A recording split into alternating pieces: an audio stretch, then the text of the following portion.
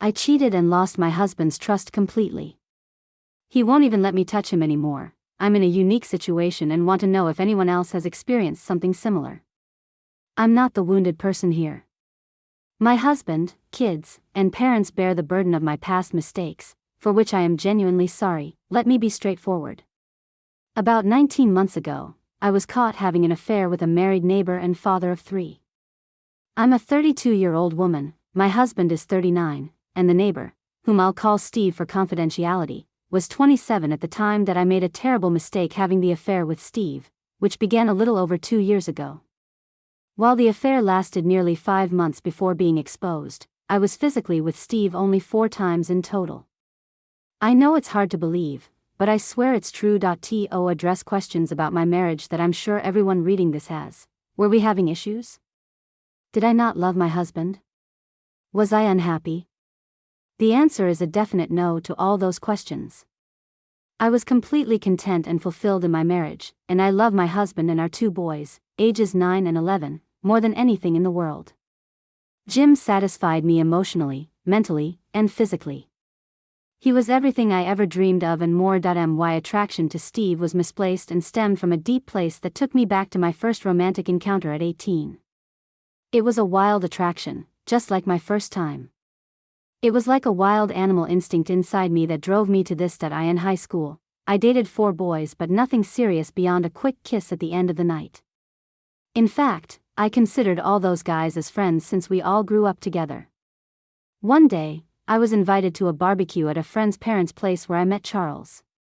Charles was my friend's cousin, and from the first time I saw him, I was captivated. I was taken at the time. He was 20, and I was 18. From the moment we met, we couldn't keep our eyes off each other. I don't know what it was, but there was something between us that drew me to him like a magnet to steel or a magnet to metal. We started talking at the barbecue, and he had to leave for work, so we exchanged numbers. The next day, on Sunday, we met for ice cream in the evening and took a walk. We talked for hours, totally engrossed with each other, and just spontaneously started kissing. He invited me back to his apartment, and there I had my first experience. Something about Charles excited me and made me want to give him every part of me. To this day, I can't describe it. It was subconscious. I couldn't resist. Beyond the physical relationship, we had nothing in common. In fact, we were incompatible. I ended things with Charles 11 months later after the passion wore off. A year later, I met my now husband Jim. He checked all my boxes, and I knew he was the one. We got married a year later, and our marriage had been 13 years of joy until I ruined it. We were blessed with 2 wonderful boys who are the spitting image of their dad and share his awesome personality. I'm sharing these details to explain why I started a relationship with Steve. Steve and his wife Marcia moved into our neighborhood, and they were the youngest couple. My husband and I are the second youngest, with the others mostly in their 60s. Everyone warmly welcomed Steve and Marcia. They were invited to a neighborhood picnic where Steve and I first noticed each other. Similar to when I first met Charles at a family barbecue a long time ago, the next time I saw Steve was at the car dealership where he worked in finance. We were looking for a new SUV, and when my husband found out Steve worked there, they started talking. We went the next week to check out cars. Steve made sure we got a good deal, and he arranged great financing. Throughout the closing process, Steve and I exchanged glances, but my husband didn't notice that a few days later, I had to bring the vehicle back for mud flaps, and that's when Steve and I had our first inappropriate meeting. He greeted me in the lounge, and then in his office, he mentioned additional financing details. We chatted, and he confessed he wanted to talk to me alone about his feelings. I admitted I felt something too, but it was wrong. He knew it was wrong but didn't care. He wanted me. Fast forward to the next morning when we had our first close encounter at his house after our kids went to school and our spouses left for work. By the way, my husband has a good job, and Marcia is a licensed practical nurse. Steve and I only had physical relations 4 times in the entire 5-month period. There was no love connection, as I loved Jim and Steve loved Marcia. What we had was just physical, and to be honest, it wasn't as good as what I had with my husband, not even close. But it was forbidden and therefore thrilling and dangerous. Looking back now, being a stay-at-home mom for 11 years made me desperate for attention from this attractive younger man. I thought I could have this secret adventure and still maintain a loving marriage with my husband. That idea came crashing down one Thursday morning 19 months ago when Steve and I were caught in bed at his house by Marcia's mother. She walked in on us fully engaged and started screaming obscenities.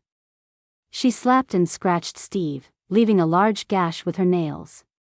She also hit me square on the jaw and pulled out 2 handfuls of my hair before I could gather my clothes and leave the house. When I got home, I was completely shocked by what had just happened, and the reality of my actions sank in.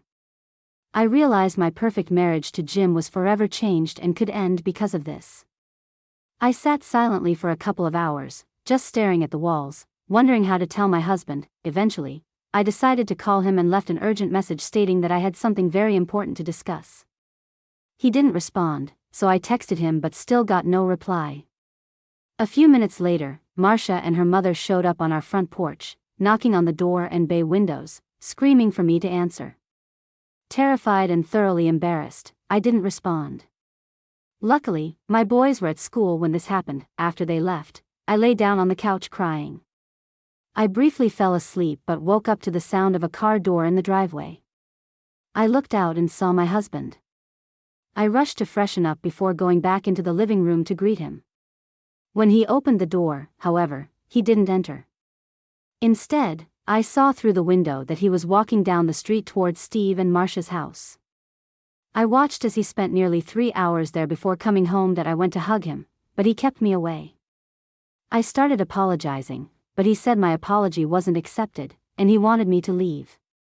I fell to the floor crying and begging, telling him I didn't want to go, but he insisted. He then called my mother, explained what I'd done, and asked her to come over and pick me up. Mom came over, apologized to Jim, convinced me to go back to her house for the night, and helped me pack some clothes. I left crying, asking Jim what he would tell the kids. He said he would take care of it. I left brokenhearted and ashamed. That night, I called Jim, and to my surprise, he answered. He just said hello and went silent. I identified myself, apologized, and promised never to do something like this again. I expressed my commitment to spend the rest of my life making it up to him. Jim remained silent, asking if I had anything more to say. I said no and asked him about his feelings. He told me he knew what he was feeling, and I started crying. That he then said he wanted me to stay at my parents' house for a couple of weeks before coming home.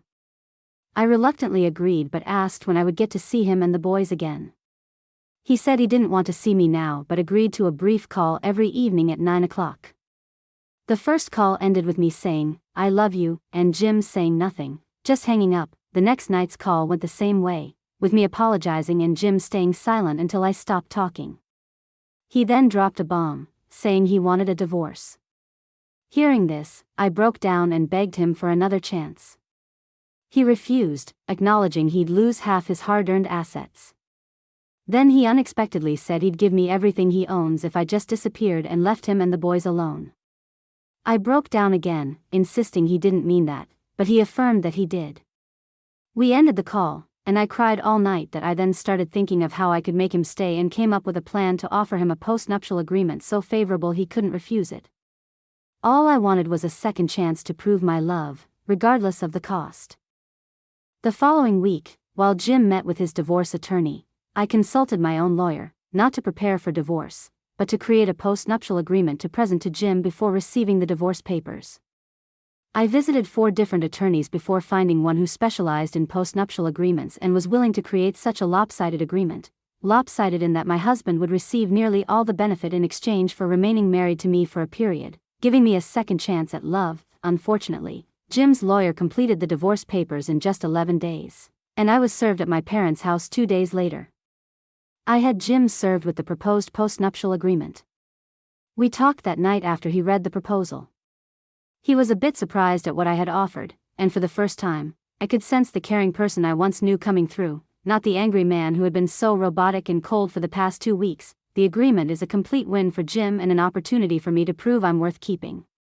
I won't go into specific details about the postnuptial, but I can confirm that it allows Jim to keep nearly all our marital assets if we stay married and live together for at least 30 months.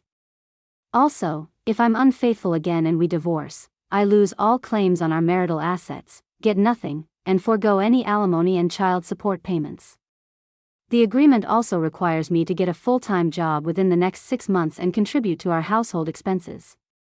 Finally, my husband can see other women if he chooses throughout the remainder of our marriage that I know Jim would never be unfaithful. It's not in him, but I want him to know I love him enough to give him this option.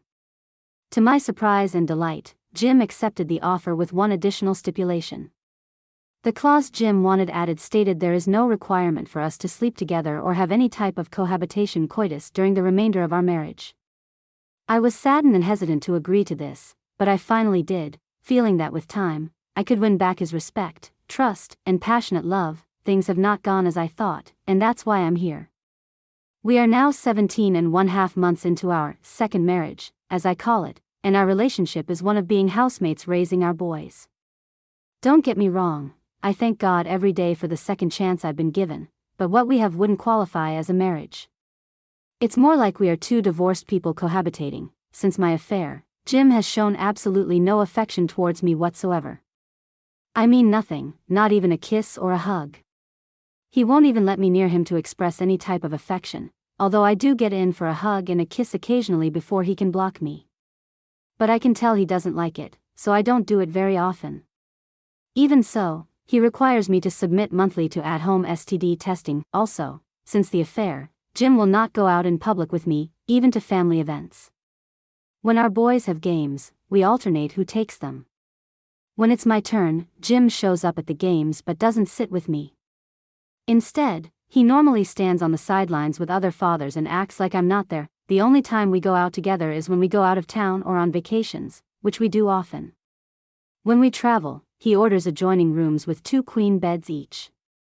The boys stay in one room, and we stay in the other in separate beds. I look forward to every trip, as these are the times we are closest and where I've almost been able to break through to him that I told Jim about this and suggested we move from our neighborhood to start fresh.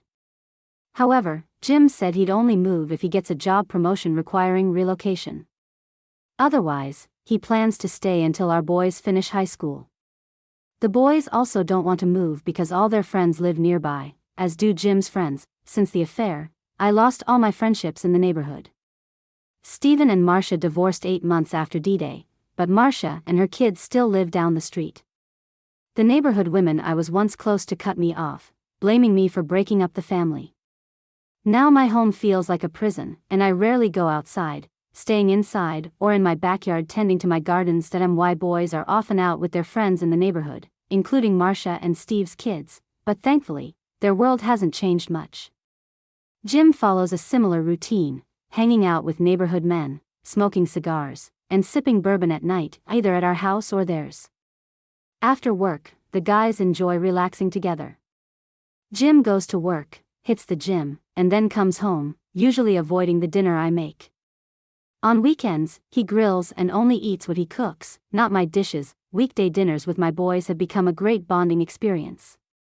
We eat around 4 when they get home from school, setting the table, helping with final food prep, and cleaning up together. This time has brought us closer, teaching valuable skills even in the garden, where we've created an awesome space. In summary, some things in my life are great, while others are awful. I'm unsure whether this marriage is worth continuing in its current state or if I should let Jim go now and provide financial benefits.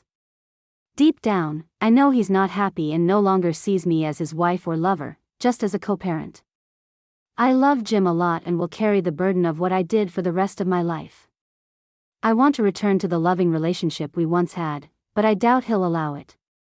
Please let me know what you think I should do.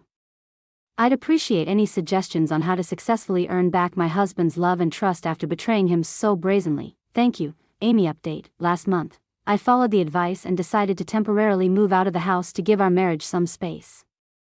I rented a furnished apartment nearby and have been living there since. While I miss being with my husband and boys, and I miss my gardens, it's a relief to be away from that neighborhood. There are too many bad memories and vibes there, all of which I know are my fault. I'm not making excuses for what I did. When I told Jim about my decision, he seemed surprised and a bit saddened, asking many questions. His reaction showed me a lot, indicating that he still loves me. I could see it in his eyes that I pick up my boys after school, and they come over to my apartment for dinner and spend the night a few days a week. Jim and I are flexible about it, and the kids can come and go freely between our places. The main challenge now is that being out of the house means I don't see Jim much, and I'm not in a position to talk to him. So I end up calling him, asking silly questions multiple times a week just to stay connected. We've had several lengthy conversations about various things recently, another sign that he still loves me. I know I love him. That's all for now.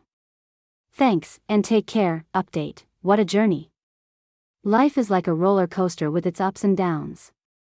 Unfortunately, after 2 years into our second marriage, Jim decided that it's best for us to get a divorce. Jim mentioned that he still loves me and might want to rekindle a romantic relationship in the future, but he believes it's challenging to do while we're married. He explains something psychological. He feels disrespected and betrayed while still married but thinks he can let go of those feelings after the divorce. Jim suggested we celebrate our divorce once it's final, possibly even spending the night together. While it might sound like a strange way to part with guilt, I'm willing to go along with it if it means keeping Jim in my life as a partner, lover, and friend. Jim made it clear that even if we reconnect, we won't get remarried. He believes a binding contract isn't necessary if we truly love each other. I agree with that, but I do wish there was a way to do this without divorcing. Regarding the divorce, I've decided to let him keep 3/4 of our marital assets voluntarily, despite him not meeting the post-nup stipulations. I won't pursue alimony or child support. Some may criticize me for being generous, but I believe he earned the money and would have given it all to me if I had remained faithful. I'm at peace with this decision and can live comfortably for the next 8 years or more without working.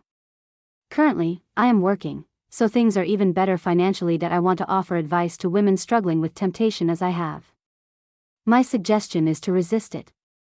The thrill is not worth the risk.